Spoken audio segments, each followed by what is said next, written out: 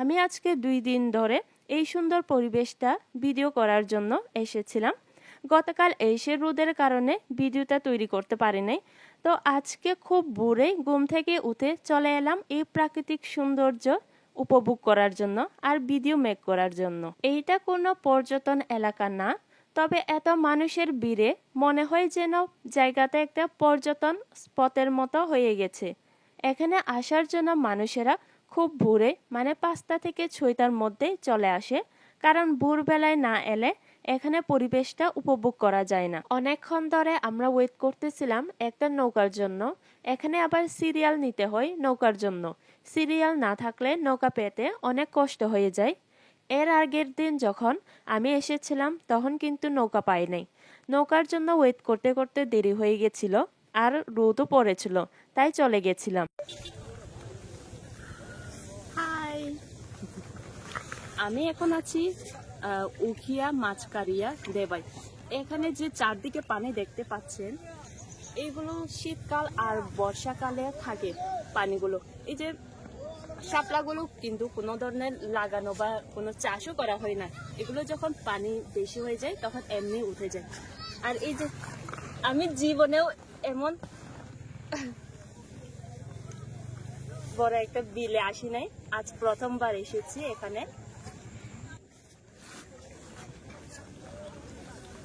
আর এই জায়গাটা হচ্ছে চাষের জমি। এখানে জমি চাষ করা হয়।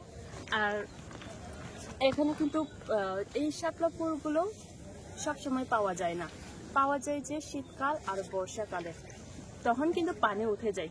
এই সময় এই শাপলাগুলো ফুটে।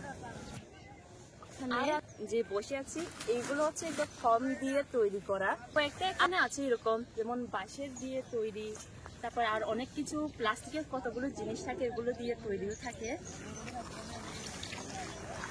আর এই শাপলা ফুলের পাশাপাশি কিন্তু এই যে এই জায়গা থেকে অনেক মানে প্রচুর মাছ পাওয়া যায়।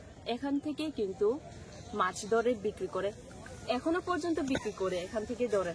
তবে এই পানিগুলো যখন শুকিয়ে যাবে তখন এখানে জমি চাষ করা হয়, মানে ধান চাষ করা হয়। এমনি কয়েকদিন পর এইগুলো তুলে ফেলবে, তোলার পর ধান চাষ করা হবে। এখানে কিন্তু সবসময় আসতে পারবেন না। শাপলা ফুল যদি দেখতে চান আর মাছ যদি দেখতে চান, তবে কিন্তু শীতকালে আসতে হবে আপনাকে। আর আসলেও একদম সকাল 6টা না 5টায় আসতে হবে।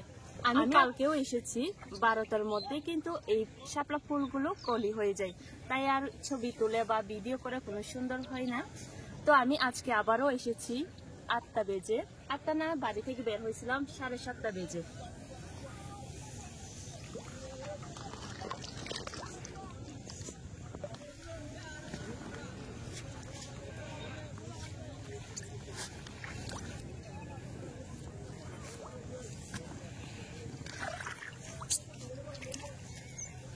সারাদিন তুললেও কিন্তু এই ফুলগুলো শেষ হবে না, যত তুলবেন। এখান থেকে আবার তুলে বাজারে বিক্রি করা হয় অনেকজন। এত ফুলের মাঝে যত তুলে তত কিন্তু মন ভরে না, আবার তুলতে ইচ্ছা করে। এখানে দেখতে গেলে আমি মাঝখানে বরাবর আছি, চারপাশে দেখলে সব শাপলা ফুল, তারপরে মন যেন ভরে না।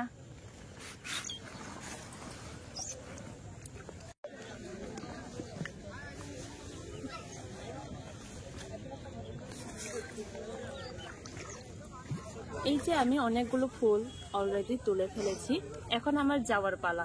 আমি চলে যাব, যেহেতু 12টার পর এই ফুলগুলো কলি হয়ে যাবে, তাই আমি আগে থেকে এই ফুলগুলো অনেকগুলো তুলে ফেলেছি।